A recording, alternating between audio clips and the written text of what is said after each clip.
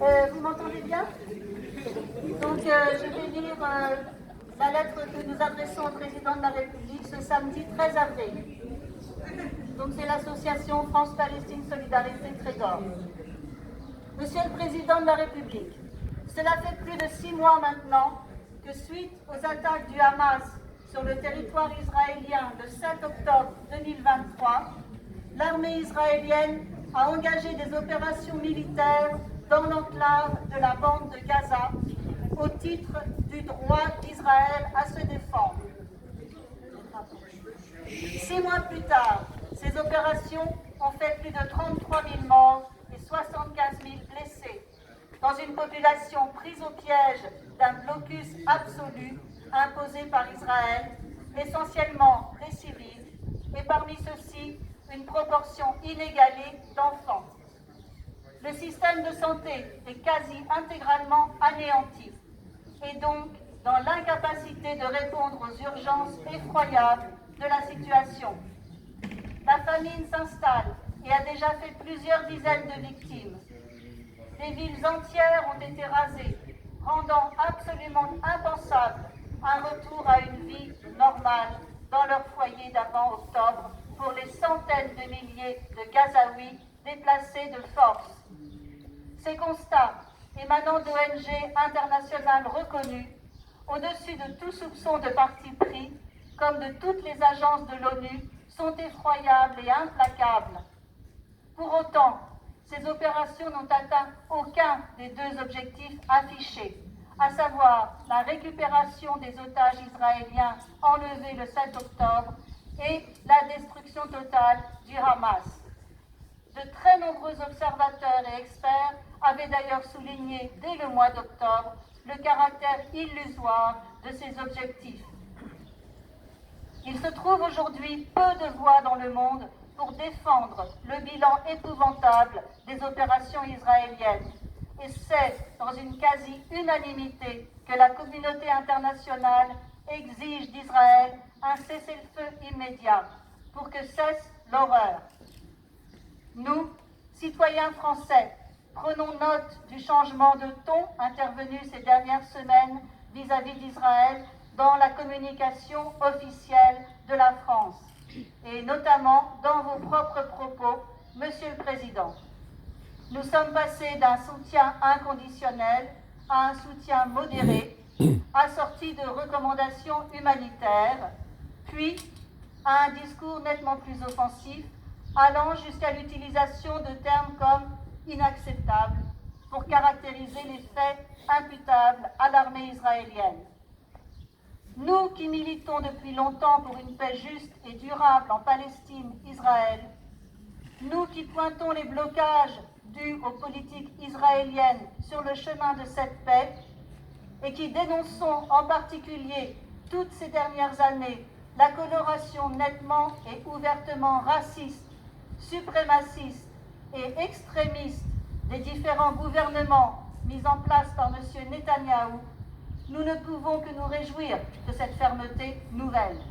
Cependant, Monsieur le Président, nous nous étonnons que cette fermeté de propos ne soit jamais suivie d'actes concrets, comme la France a pourtant su en prendre sur d'autres terrains à l'encontre d'autres États qui s'étaient placés en dehors de la légalité internationale et des valeurs qui sont celles de la France. Ce refus d'aller au-delà des mots, dès lors qu'il s'agit d'Israël, s'est encore illustré la semaine dernière, quand la France a refusé son soutien à la résolution du Conseil des droits de l'homme de l'ONU, qui appelait à cesser les ventes d'armes à Israël, au prétexte que cette résolution évoquait un génocide à Gaza. Cet argument ne nous paraît pas recevable, puisque le texte, après négociation, ne fait que rendre les termes de l'arrêt de la Cour internationale de justice du 26 janvier, concernant le caractère plausible de la commission d'un génocide à Gaza. En se saisissant de ce prétexte pour ne pas soutenir une résolution qui va dans le sens de ses propres déclarations, la France semble donc remettre en cause la légitimité même de la Cour internationale de justice. C'est grave, pour l'ordre international déjà bien malmené par le peu de cas que font certains États, au premier rang desquels Israël, des décisions et résolutions votées par les instances onusiennes au plus haut niveau. C'est grave pour la légitimité même de la parole de la France qui se dédie. Fin janvier, au moment de la saisine de la CIJ par l'Afrique du Sud, M. de Rivière, ambassadeur de France à l'ONU, déclarait que la France, reconnaissant la compétence de la Cour internationale de justice, en accepterait toutes les décisions. Ce refus constant de traduire les paroles de fermeté en actes forts, quand c'est Israël qui est en cause, s'entend également dans les propos de Mme Brown-Pivet, présidente de l'Assemblée nationale, membre du parti présidentiel, qui affirmait il y a quelques jours, je cite, que le temps n'est pas venu des sanctions, le temps est venu de la négociation. Monsieur le Président, jusqu'où faudra-t-il laisser Israël s'enfoncer dans l'horreur des massacres de masse? Combien faudra-t-il de morts de faim et de maladies à Gaza pour que la France estime enfin venu le temps des sanctions? Monsieur le Président, pouvez-vous nous éclairer sur ces négociations qu'évoque Madame la Présidente de l'Assemblée nationale? Avec qui Madame Brown-Pivet espère-t-elle négocier? Avec des dirigeants qui multiplient depuis des mois les propos haineux, racistes, les appels au meurtre? Avec un Premier ministre dont tous les observateurs disent qu'il joue la montre pour prolonger cette guerre au maximum, pour protéger ses propres intérêts? Monsieur le Président, M. Netanyahou n'a de cesse de proclamer sa volonté de passer outre toutes les pressions et de poursuivre cette guerre meurtrière jusqu'à atteindre des buts de guerre que chacun sait inatteignables. Il y a donc urgence à prendre enfin les mesures concrètes à même de contraindre Israël et de faire cesser l'hécatombe des victimes civiles de la bande de Gaza. La liste des possibilités en la matière est longue, et vous la connaissez mieux que nous. Permettez-nous cependant, Monsieur le Président, de vous en suggérer au moins deux. La France, en vertu de ses engagements internationaux, au regard de l'article 6 du traité sur le commerce des armes, et en vertu de l'arrêt de la Cour internationale de justice du 26 janvier 2024, qui statue sur le caractère plausible d'un génocide en cours à Gaza, doit suspendre immédiatement tout transfert d'armes vers Israël. Faute d'une décision claire en ce sens, la France court le risque de se voir, comme d'autres États, traduire devant la justice internationale pour complicité d'un génocide.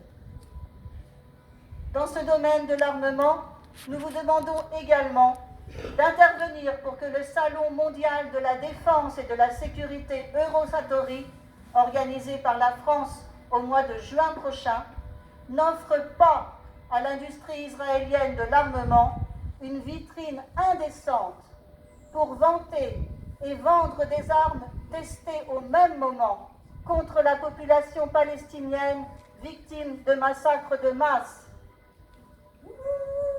La France doit également, pour contribuer au retour du politique en lieu et place des armes, et pour reprendre le chemin depuis trop longtemps abandonné d'une solution de paix durable et juste pour tous les habitants de la région, soutenir clairement et fermement la relance par l'autorité palestinienne du processus de reconnaissance de la Palestine comme État membre de plein droit de l'ONU. Cette démarche est en plein accord avec la position officielle de la France pour une solution à deux États. Monsieur le Président, vous avez certes eu des mots forts pour que l'horreur cesse enfin à Gaza, mais sans actes concrets, ces mots resteront des mots. Et la France devra partager et assumer avec d'autres la honte d'avoir laissé s'accomplir en Palestine un des plus grands crimes de masse de ces dernières années, décennies.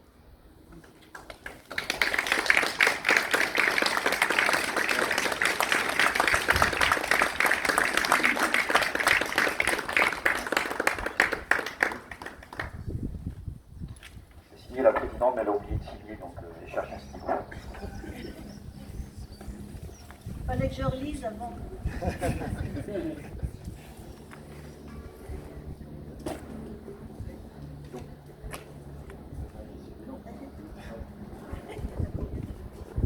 Voilà, donc le temps qu'elle signe. On va conclure la manifestation. On vous remercie une fois de plus de votre présence. Malheureusement, il n'y a pas beaucoup d'indicateurs qui aillent dans le bon sens. Et donc, on continue. Tant qu'on peut, l'Agnon continue de se mobiliser, le Trégor continue de se mobiliser. Voilà, donc a priori, on vous donne rendez-vous pour une prochaine mobilisation samedi prochain. Voilà.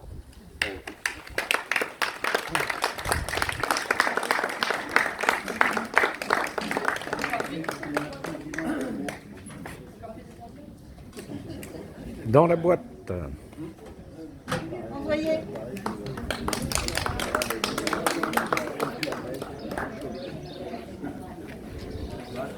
Il est